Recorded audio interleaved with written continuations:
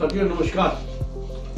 आज हम बात करेंगे एक बहुत खास बीमारी की, जिसको आम भाषा में पीलिया बोलते हैं, वैसे उसको अंग्रेजी में जॉन्डिस बोला जाता है।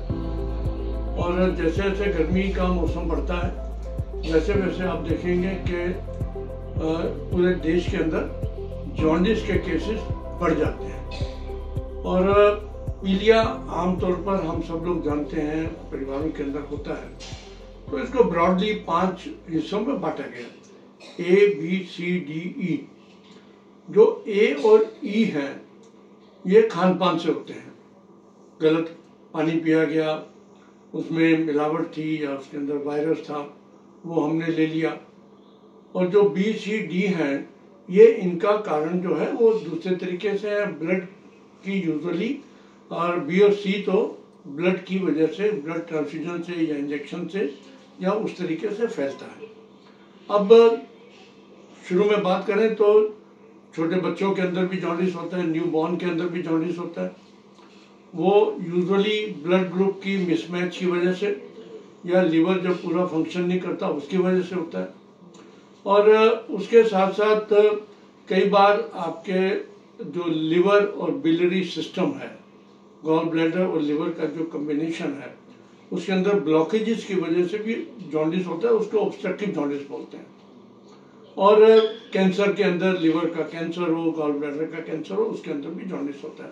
तो आज हम जब सब लोग बैठे हैं तो हमारा मकसद आपको जॉन्डिस के कुछ खान पान के बारे में, अगर पीलिया हो गया उसके बारे में, और क्या मिथ्स हैं मार्केट के अंदर, लोगों में क्या क्या इसके बारे में भ्रांतियां हैं, उसके बारे में बात करेंगे।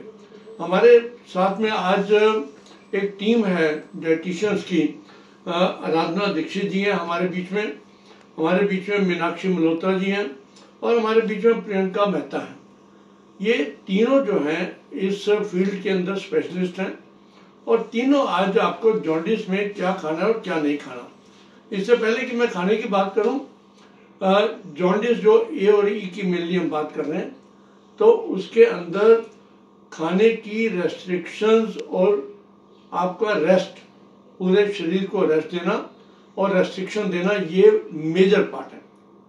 यूजुअली ये सेल्फ लिमिटिंग होते हैं, इसके अंदर बहुत ज़्यादा दवाई का रोल नहीं होता। लेकिन अगर व्यक्ति पूर्णतया अपने आप को रेस्ट देता है और डाइट का कंट्रोल करता है तो उन लोगों के अंदर रिकवरी बहुत जल्दी होती है। और कई डाइट की आइटम्स ऐसी भी हैं जो अवॉइड भी करनी चाहिए। तो आज हम पहले बात करेंगे कि क्या इसके बारे में, खान पान के बारे में क्या प्रिकॉशन लेनी है और क्या खाना है। तो ओवर टू आराधना जी, आप इसके अपने साथियों को सब बताएं कि भाई जॉन्डिस के बारे में क्या करना चाहिए और क्या नहीं करना चाहिए। डाइट बहुत इंपॉर्टेंट रोल प्ले करती है जॉन्डिस के केस में। तो डाइट में न्यूट्रिएंट रिच फूड आने चाहिए, ऐसे फूड आने चाहिए जो लिवर की हेल्थ को सपोर्ट करें और लिवर पे स्ट्रेस को थोड़ा अवॉइड करें। सबसे पहले आते हैं hydrating food. Hydration and rest बहुत इंपॉर्टेंट है। जैसे सर ने बोला, रेस्ट तो देना ही है, काफी अच्छी रिकवरी होगी। तो हाइड्रेटिंग फ्लूइड देना भी बहुत जरूरी है, क्योंकि जॉन्डिस के केस में काफी ज्यादा नौजिया, वॉमिटिंग, एब्डोमिनल क्रैम्प्स की वजह से वाटर का इंटेक काफी कम हो जाता है, जिसकी वजह से फर्दर लिवर पर स्ट्रेस पड़ता है। तो हाइड्रेटिंग फ्लूइड्स जो दे सकते हैं उसमें है फ्रेश कोकोनट वाटर, दाल soups, lemon water vitamin C rich होता है। इसके अलावा freshly prepared juice at home, no added sugar, no added preservatives. इसके अलावा डाइल्यूटेड फॉर्म में जूसेस को प्रोवाइड करना चाहिए। वाटर देना भी बहुत इंपॉर्टेंट है, बट वाटर बॉइल्ड होना चाहिए। एटलीस्ट 6 to 8 ग्लासेस वाटर देना बहुत इंपॉर्टेंट है। इसके बाद आता है, ये तो बात हो गई हमारी हाइड्रेटिंग फ्लूइड्स की। सेकेंड पॉइंट आता है हमारा डाइजेस्टिबल कार्बोहाइड्रेट। कार्बोहाइड्रेट भी बहुत इंपॉर्टेंट होते हैं लिवर के फंक्शनिंग को सपोर्ट करने के लिए। इनिशियली हाइड्रेटिंग फ्लूइड्स देना इंपॉर्टेंट है 1 to 2। हम सॉफ्ट डाइट पेशेंट लेना स्टार्ट कर देता है एंड इसके अलावा वो डाइजेस्ट भी कर पा रहा है, तो डाइजेस्टिबल कार्बोहाइड्रेट में हम बॉइल्ड राइस दे सकते हैं, खिचड़ी दे सकते हैं, ओट्स दे सकते हैं, सूजी दे सकते हैं, पोहा दे सकते हैं विदाउट नट्स, बेसिक बना के विदाउट स्पाइसेस बेसिक पोहा दे सकते हैं, मल्टीग्रेन ब्रेड दे सकते हैं। स्वीट पोटैटोज एंड पोटैटोज भी बहुत अच्छा ऑप्शन है इजीली डाइजेस्टेबल कार्बोहाइड्रेट का। तो आराधना, मैं आपसे ये पूछना चाहती हूँ कि लोगों को आजकल मतलब जॉन्डिस को लेके एक बड़ा मिथ है कि हमें येलो चीज़ अवॉइड करनी है, स्पाइसी फूड अवॉइड करना है, तो उसके बारे में क्या कहना है? स्पाइसी फूड तो अवॉइड करना ये तो इम्पॉर्टेंट है, स्पाइसी फूड तो नहीं देना है क्योंकि ये स्ट्रेस, लिवर पे स्ट्रेस ज़्यादा क्रिएट करता है जिससे कि रिकवरी डिले हो जाती है। लेकिन येलो फूड की जो बात है ये एक मिथ है, क्योंकि येलो फूड का मतलब है टर्मरिक। टर्मरिक ऐड हो रही है, जैसे पोहा बन रहा है उसमें टर्मरिक है, उपमा बन रहा है उसमें टर्मरिक है। तो टर्मरिक तो एक एंटी इन्फ्लेमेटरी प्रॉपर्टीज होती हैं जो कि लिवर की हेल्थ को प्रमोट करता है। तो ये तो एक मिथ है कि पीला खाना नहीं देना, पीले बर्तनों में नहीं देना, पीले कपड़े नहीं पहनना, this is completely a myth. तो टर्मरिक दे सकते हैं, बट इसका मतलब ये नहीं है कि एडिशनल आप वाटर में टर्मरिक दे रहे हैं, दूध में एक्स्ट्रा टर्मरिक दे रहे हैं। मॉडरेशन में turmeric is beneficial. I think turmeric को लेकर ये मिथ इसलिए भी है क्योंकि पहले टाइम में इलाज प्रॉपर नहीं होते थे, तो लोगों को एक कैमोफ्लाज हो जाता था कि पेशेंट को पीलिया है या नहीं है, तभी वो पीला कपड़ा या हल्दी को हटाते थे ताकि वो डायग्नोज कर पाए कि रिकवरी पेशेंट की हो रही है या नहीं हो रही है। आई थिंक ये भी एक कारण रहा है, हो सकता है ये भी इसी चीज को लेकर ये मिथ, क्योंकि ये तो बहुत पुराने टाइम से चल रहा है। ब्रॉडली अगर हम देखें तो जो आपने बातें करी कि every vegetable and fruit, every, मैं जब एवरी कह रहा हूँ तो it means everything, they are, क्योंकि कार्बोहाइड्रेट्स की बात करी और उसके इजीली डाइजेस्टेबल भी होते हैं, तो they are good, they are good. चाहे आप नींबू पानी की बात करें या नारियल पानी की बात करें या पपीते की बात करें या चीकू की बात करें, what ever, they should be taken in good quantities. Hydration plus all these fruits and vegetables in easily digestible form, they are always good. Beside this, turmeric is also anti-inflammatory, और लोग उसी को हटा देते हैं, which is wrong, but ऐसा ना है। ठीक है। इजीली डाइजेस्टिबल कार्बोहाइड्रेट के बाद आता है हमारा प्रोटीन्स। इजीली डाइजेस्टिबल प्रोटीन जो लिवर की हेल्थ को सपोर्ट करते हैं, क्योंकि टिश्यू रिपेयर में प्रोटीन का बहुत ज्यादा इंपॉर्टेंट रोल होता है। तो प्रोटीन्स में हम ऐसी दालें दे सकते हैं जो इजीली डाइजेस्टिबल हो, जैसे कि मूंग दाल, मसूर दाल। डेयरी भी दे सकते हैं, बहुत सारे लोग डेयरी को बिल्कुल अवॉइड कर देते हैं फैट कंटेंट की वजह से। तो low fat dairy is beneficial. इसमें कर्ड दे सकते हैं, बटर मिल्क दे सकते हैं, टोन्ड मिल्क भी दे सकते हैं। बट अगर मिल्क लेने से ब्लोटिंग हो रही है, एसिडिटी हो रही है, then to avoid that dairy product. Otherwise dairy product ले सकते हैं, लिटिल अमाउंट में हम मिल्क इंट्रोड्यूस कर सकते हैं। Otherwise butter milk is very beneficial, low fat butter milk and curd, क्योंकि प्रोबायोटिक रिच होते हैं एंड काफी डाइजेशन में भी बेनिफिशियल होते हैं। तो ये दालें जो हम बनाते हैं उसमें हम तड़का वड़का लगा सकते हैं या बॉयल ही दें? नहीं, बॉइल्ड दाल दें, वो ज्यादा बेनिफिशियल है। लिटिल अमाउंट ऑफ घी या ऑलिव ऑयल का यूज कर सकते हैं, क्योंकि हेल्दी फैट्स है जो कि बेनिफिशियल होते हैं। अदरवाइज तड़का नहीं लगाना, बेसिक देनी है, फ्राइड एंड स्पाइसी चीजें अवॉइड करनी। बॉइल करके ऊपर हल्का सा फैट डाल दें, क्योंकि What फैट about भी इम्पोर्टेंट है। non-vegetarian proteins, आप जैसे आप प्रोटीन की बात कर रहे हैं, उसके बारे में अंडा हुआ या non veg food? Sir, non vegetarian protein में जैसे रेड मीट है, ये तो अवॉइड करना है। बट चिकन एंड फिश जब एक बार रिकवरी हो जाए 4-5 डेज के बाद, तो थोड़े से अमाउंट में ग्रिल्ड या रोस्टेड फॉर्म में इंट्रोड्यूस कर सकते हैं। बट ये देखना पड़ेगा कि पेशेंट इसको डाइजेस्ट कर पा रहा है या नहीं कर पा रहा। बट एग वाइट इंट्रोड्यूस कर सकते हैं, लेकिन वेजिटेरियन सोर्सेस इनिशियली।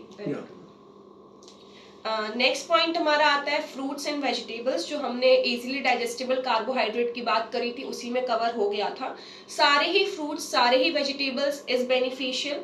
मेजरली हमें कुक्ड फॉर्म में वेजिटेबल्स को देना है। All citrus fruits are also beneficial, जिसमें बनाना भी आता है, ऑरेंजेस भी आते हैं, मौसमी भी आता है, पोमीग्रेनेट भी आते हैं। All fruits are included in this list. But I think लोगों को सिट्रस फ्रूट को लेकर भी एक मिथ है कि इसमें ये नहीं दिया जाता है, तो इसके बारे में आप क्या कहेंगे? वो एक मिथ ही है, कंप्लीटली मिथ है। अगर गला खराब है या एसिडिटी हो रही है, then in that case avoid करें, बिकॉज वो एसिडिक होते हैं, मे बी एग्रेवेट कर सकते हैं सिम्टम्स। अदरवाइज ऐसा कुछ इश्यू नहीं है। तो विटामिन सी रिच है, लिवर की हेल्थ को प्रमोट ही करते हैं। गन्ने के जूस के बारे में क्या आप कहना चाहेंगे? Sugar cane juice again beneficial है। मैंने हाइड्रेटिंग फ्लूइड्स की जब बात करी थी तो वो हम दे सकते हैं, लेकिन इसका मतलब ये नहीं है कि सिर्फ शुगर कैन जूस ही क्योर है, इसी को देने से जॉन्डिस ठीक होगा। वो एक हाइड्रेटिंग फ्लूइड की तरह काम कर रहा है। तो शुगर कैन जूस लेकिन हाइजीनिकली प्रिपेयर होना चाहिए। अब बाहर से लाके दे रहे हैं तो वो तो वैसे भी बेनिफिशियल नहीं है। इसके अलावा ऐसा नहीं है कि बार बार उसको ही देते रहना है, हर एक फ्लूइड अपना वही काम कर रहा है। शुगर कैन जूस भी ठीक है। हाइजीन मेंटेन करना इज वेरी वेरी इंपॉर्टेंट। तो सर, तो इस तरह से हमें ये भी पता लग गया कि सिट्रस फ्रूट कितना इंपॉर्टेंट है, सिर्फ गन्ने का जूस ही काम नहीं करेगा। करेक्ट, इक्वली बेनिफिट है उसके अंदर। बट मैं तो अपने पेशेंट्स को कहता हूँ डोंट गो फर्दर। घर पे निकाल नहीं सकते, बाजार का पी नहीं सकते, तो लेट इट बी, उसके बिना गुजारा भी चल सकता है। Better things are available. At least patients तो ना ही लें। इसके अलावा फैट को लेके बहुत बातें होती हैं कि लोग जॉन्डिस के पेशेंट को जब वो सेमी सॉलिड डाइट लेना स्टार्ट भी कर देते हैं तो उनको फैट फ्री डाइट दी जाती है, बॉइल्ड खाना दिया जाता है। ना तो उसमें पैलेटेबिलिटी होती है, पहले ही पेशेंट कुछ खा नहीं पा रहा, उसके बाद बॉइल्ड चीजें दे के और उनका टेस्ट खराब होता है एंड वो कुछ भी नहीं लेते हैं, रिकवरी ऑलरेडी डिले हो रही होती है। तो हेल्दी फैट्स देना इज बेनिफिशियल। ऐसा नहीं है कि फैट बिल्कुल ही नहीं देनी है। हेल्दी फैट्स में स्मॉल अमाउंट ऑफ घी दे सकते हैं, small amount of olive oil दे सकते हैं। इसके अलावा वॉलनट्स, आमंड्स या फ्लैक्स सीड्स भी दे सकते हैं। बट जो सीड्स की बात मैं कर रही हूँ वो तभी दे जब एक बार थोड़ा सा रिकवरी हो जाए, 3-4 डेज के लिए डाइजेस्ट अच्छे से होने लगे। ऐसा नहीं है वॉमिटिंग हो रही है एंड नट्स दे रहे हैं, उस टाइम पे अवॉइड करें। आई थिंक लोग ऐसा करते हैं कि इनिशियल स्टेज पे जब वो कुछ ले नहीं पा रहे हैं तो वो बॉइल्ड फूड लेते हैं और उसी को फिर वो कैरी ऑन रखते हैं कि वो ठीक होने के बाद भी सोचते हैं कि हमें अभी भी फैट्स नहीं लेना है। राइट, वो चेंज ही नहीं करते हैं डाइट में जब तक उनको लग रहा है कि अभी जॉन्डिस है, जब तक बिल्कुल रिकवरी नहीं है। इवन कुछ लोग तो इसको बहुत लॉन्ग टर्म तक कैरी करते हैं कि नहीं जॉन्डिस हुआ था, अब इसको तो कभी खाना ही नहीं है। मुझे लगता है रिकवरी थोड़ा फास्ट हो जाएगी। स्पाइसेस को कभी लोग इनकॉर्पोरेट करते ही नहीं है फिर डाइट में। ना एक बात और है इसमें, लोग कॉफी, चाय, अल्कोहल, और अल्कोहल तो कम से कम माना जाता है हेपेटोटॉक्सिक है, इसके अपने लिवर के ऊपर असर है। इनके बारे में आपका क्या विचार है? तो इस टाइम पे अल्कोहल बिल्कुल जीरो कर दें। टी कॉफी ले सकते हैं बट मॉडरेशन में लें, कम लें, 1 कप ले लें दिन में, तो वो ज्यादा बेटर रहेगा। I think green tea should be beneficial. Organic चीज है, ऑर्गेनिक है और हर्बल है चीजें अधिकतर ये, तो I think that should be good but in moderate quantity. जो कैफीन का इंटेक है वो लीवर पे स्ट्रेस ही क्रिएट करता है, तो मॉडरेशन में ही ले। वैसे अगर अवॉइड करें इनिशियली तो ज्यादा बेटर है। ये भी जानना चाहते हैं कि हमें इसमें कौन सी चीजें हैं जो अवॉइड करें या एडिशनल टिप्स आप क्या देना चाहेंगे? तो जो चीज़ें अवॉइड करने वाली हैं, प्रोसेस्ड चीज़ें, बाहर का कुछ नहीं खाना है। पैकेज फॉर्म में चिप्स, कुरकुरे या बाहर का कुछ भी जो चीज़ें बेकरी प्रोडक्ट्स मिलते हैं, केक्स, पेस्ट्री, इनको अवॉइड करना है। फ्राइड चीज़ें नहीं खानी है लाइक समोसा, पकौड़ाज, इस तरीके की चीज़ें। इसके अलावा पैकेज्ड, फ्राइड, प्रोसेस्ड चीज़ें तो अवॉइड करनी है। स्पाइसी चीज़ें भी अवॉइड करनी है। स्पाइसेस यूज ना करें। उसके बाद जब ग्रेजुअली इंट्रोड्यूस भी कर रहे हैं तो लेस स्पाइसी खाना ही इनकॉर्पोरेट करें। फिर इसके अलावा एडिशनल टिप्स में small and frequent meals is very important, क्योंकि इस टाइम पे जो डाइजेशन हो रहा होता है थोड़ा सा बेटर डाइजेशन नहीं हो रहा होता है, तो हम थोड़े थोड़े टाइम में अगर कुछ फ्लूइड दे रहे हैं या कुछ भी चीज़ें दे रहे हैं तो वो डाइजेशन बेटर होगा एंड एनर्जेटिक भी फील करेगा कोई भी पेशेंट। इसके अलावा जो भी खाना प्रिपेयर हो रहा है वो हाइजीनिकली प्रिपेयर हो एंड फ्रेशली प्रिपेयर्ड हो। रेफ्रिजरेटेड फूड आइटम्स को अवॉइड करें, वो ज़्यादा बेटर होगा। हाँ, इसमें भी लोग करते हैं कि जैसे कुछ लेफ्ट ओवर फूड है, जैसे हम उसको फ्रिज में रख देते हैं, बाद में जैसे हमने दोपहर की सब्जी फिर से निकाल के रात में गर्म कर ली। तो अगर इस प्रॉब्लम में ऐसा ना करें तो रिकवरी जल्दी होती है। ये भी इसमें रेस्ट का कितना इम्पोर्टेंट रोल है। कैन फूड्स और रेफ्रिजरेटेड फास्ट फूड्स हैं, जो रेफ्रिजरेटेड फूड्स हैं, इन सबको हमें अवॉइड करना चाहिए। I think go back to nature. Yes, जितना आप नेचर के पास जाओगे उतना जल्दी आप रिकवर करोगे। ताज़ा बनाएं, ताज़ा खाएं। क्योंकि जैसे मैंने पहले कहा कि इसकी सच माना जाए तो दवाई तो कोई है ही नहीं। हाँ जी, ऑटो रिकवरी है। ऑटो रिकवरी के अंदर rest and diet, these are the two most important components of treatment. Complication की तो बात की बात है, ट्रीटमेंट के लिए भी। तो साथियों, आज आपको तीनों डाइटिशियंस ने मोटे मोटे तौर पे बताया कि क्या करना है और क्या नहीं करना ताकि आपकी जल्दी रिकवरी हो। और दूसरा, इस वीडियो का मकसद ये भी है कि जो पुराने मिथ्स हैं, पुरानी चीजें जो हमारे को परिवारों के अंदर या जो हमारी दादी नानी बताती थी, उन सब से हटके एक साइंटिफिकली एकेडमिकली करेक्ट जो एक प्रोसीजर होना चाहिए, उन सबको अपनाना चाहिए। इस वीडियो को देखने के लिए आप सबका बहुत बहुत धन्यवाद। और मैं आपसे रिक्वेस्ट करूंगा कि इस वीडियो को आगे शेयर करें। जितने ज़्यादा से ज़्यादा लोगों को भेजेंगे उतने ज़्यादा लोगों का ज्ञान बढ़ेगा और उनके जो मिथ्स हैं, जो उनकी भ्रांतियां वो दूर हो जाएंगी। बहुत बहुत धन्यवाद। नमस्कार।